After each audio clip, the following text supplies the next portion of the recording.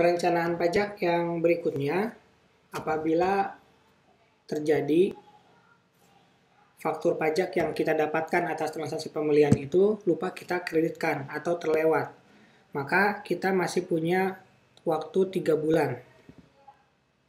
Tapi tentu apabila kita memiliki faktur pajak atas transaksi pembelian, maka lebih cepat, lebih baik. Ya.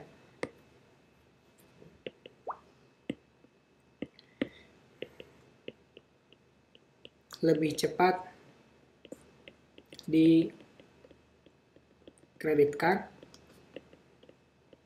lebih baik. Nah, ini tentu berhubungan dengan load atau beban pekerjaan dari staf pajak. Apabila staf pajak itu melakukan pekerjaan yang lebih banyak di luar ini, maka harus diberikan perhatian. Takutnya tidak dapat dikreditkan dan faktur pajak sudah lebih dari 3 bulan. Itu sangat merugikan. Karena kalau sudah tidak dapat dikreditkan, maka kita itu dianggap sebagai konsumen akhir yang tidak bisa mengkreditkan dengan pajak keluaran yang kita sudah terbitkan. Yang ke-10, apabila pajak masukan lebih besar dari pajak keluaran, maka kita harus meminta dua kemungkinannya. Yang pertama restitusi, yang kedua kompensasi. Pemilihan restitusi atau kompensasi ini bergantung kepada masing-masing kondisi dari PKP, sebagaimana yang sudah dijelaskan di subbab sebelumnya. Nah, maka yang perlu kita lakukan ya adalah melakukan manajemen restitusi. Kita harus lihat berapa yang akan kita restitusi, bagaimana kondisi keuangan perusahaan, bagaimana kesiapan kita dalam diperiksa, dan lain sebagainya. Kemudian berikutnya yang ke-11. Kita harus bisa memperhatikan secara cermat agar tidak mendapatkan sanksi sebesar 2% dari DPP. Itu lebih kepada kemampuan karyawan kita dalam mengerjakan pekerjaannya sebagai staf pajak. Kemudian yang ke-12, melakukan pemusatan atau sentralisasi tempat terletaknya PPN apabila memiliki memiliki cabang yang banyak. Dan lagi yang namanya e-faktur ini, satu NPWP, satu admin. Nah, jadi kita tidak bisa menyebar akun kita, karena dialah yang bertanggung jawab dalam pembuatan NPWP. Nah, sentralisasi juga memiliki manfaat agar semua transaksi pembuatan faktur pajak itu dari satu pintu. Karena kalau misalkan desentralisasi atau dipisah-pisah tergantung dengan cabangnya, maka ada langkah berikutnya, yaitu melakukan rekonsiliasi antara cabang dengan pusat. Tentu ada pertimbangan-pertimbangan yang harus dipertimbangkan non-pajaknya. Kalau secara pajak sentralisasi, tapi ketika dibandingkan dengan non-pajak ternyata masih lebih menguntungkan atau lebih aman dengan desentralisasi, maka itu diperbolehkan. Kemudian yang ke-13, yaitu memaksimalkan pajak pertambahan nilai masukan. Nah, termasuk juga pembelian-pembelian yang dilakukan oleh direksi, tapi pembelian tersebut masih sesuai dengan kegiatan utama perusahaan. Nah, biasanya direksi itu dia punya pembelian-pembelian yang jarang terjadi, tapi kita lihat apakah termasuk ke dalam usaha atau tidak. Maka selain dilihat dari beli apa dia, nah selanjutnya kita pastikan lawan transaksinya itu memakai NPWP dari perusahaan, bukan nama pribadi dari direksi tersebut. Seperti itu. Apabila ini juga dimungkinkan. Karena biasanya direksi pun tidak mau juga diribetin ya. Harus pakai NPWP perusahaan dan lain sebagainya. Makanya dia jadi direksi juga pengennya nyantai. Pengennya tidak mau diribetkan sama hal-hal itu.